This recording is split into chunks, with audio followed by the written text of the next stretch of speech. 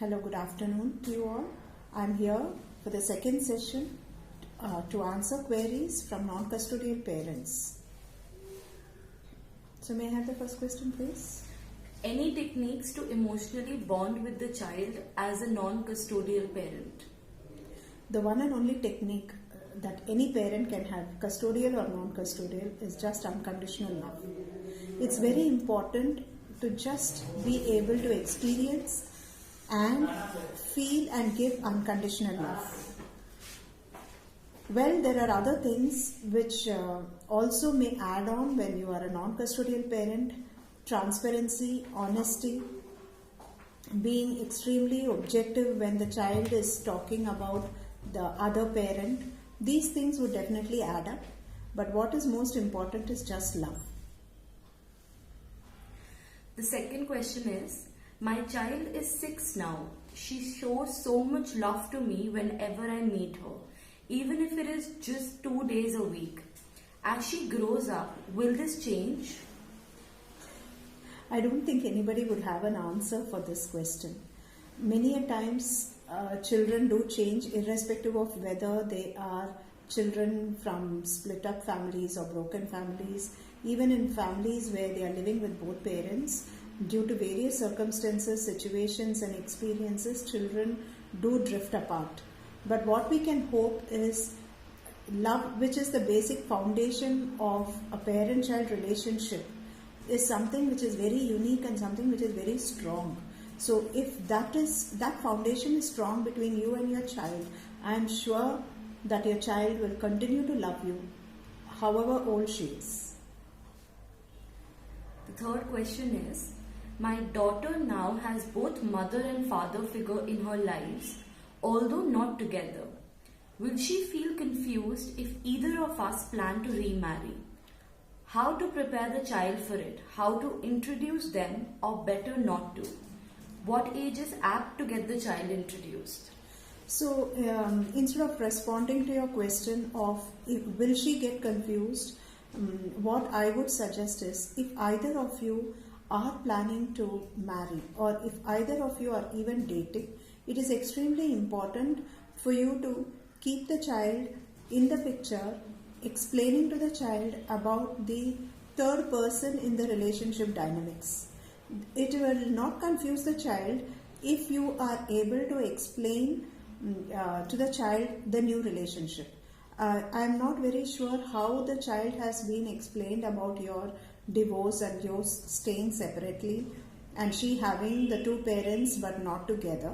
So that is also a very important aspect. How you have explained to the child, has the child really understood what divorce means and why you are living separately? And then onwards, if you have explained to the child how it is okay for new relationships to stem in to different family dynamics, then the child will not be confused. So it's very important for you to be transparent. It's very important for you to be honest. And the most important thing is, this whole new relationships coming into the life needs to be brought in a very smooth and a very positive manner, and not bring it in with apprehensions of a step parent and how the step parent may or may not adjust. So instead of bringing in all those kind of insecurities, if you are able to bring it in with a lot of gentleness and bring it in with a lot of positivities, introduce the other person to the child in a very healthy manner and allow the child to have a good relationship and start building up a rapport and then develop it into a bond. And then when the topic of marriage comes in, the child would be able to accept it. But in certain cases, in case some teenage children are possessive by nature and are unable to accept that there can be other people in this family dynamics, it's very important for us to accept them as they are. But your decision to marry, your decision to go ahead with another relationship is completely your own. I would not say that has to be dependent on whether your child accepts or not accepts. But this is also a possibility for which we may have to be prepared.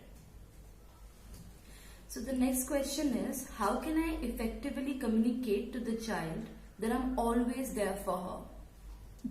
You don't have to communicate. this just happens. Your actions, your behavior, the way you connect with your child would help the child to understand whether you are always there for her or not. So that you don't need to specifically communicate anything because at the end of the day, you are the biological parent. And the most basic foundation of relationship between the two of you is unconditional love. So don't communicate. Do not stress yourself about it. So the last question is, will my bonding with her decrease if my spouse decides to remarry? Custody is with him and daughter will live with them in this case. No, I do not think, if you have a healthy relationship with her now and she loves you and she is continuing to be in touch with you, it is highly unlikely that her love for you or her connect with you will diminish or reduce.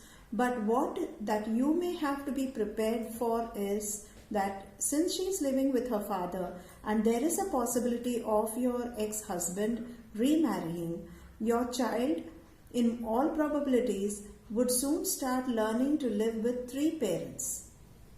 So there would be some kind of a sharing which you may have to be prepared.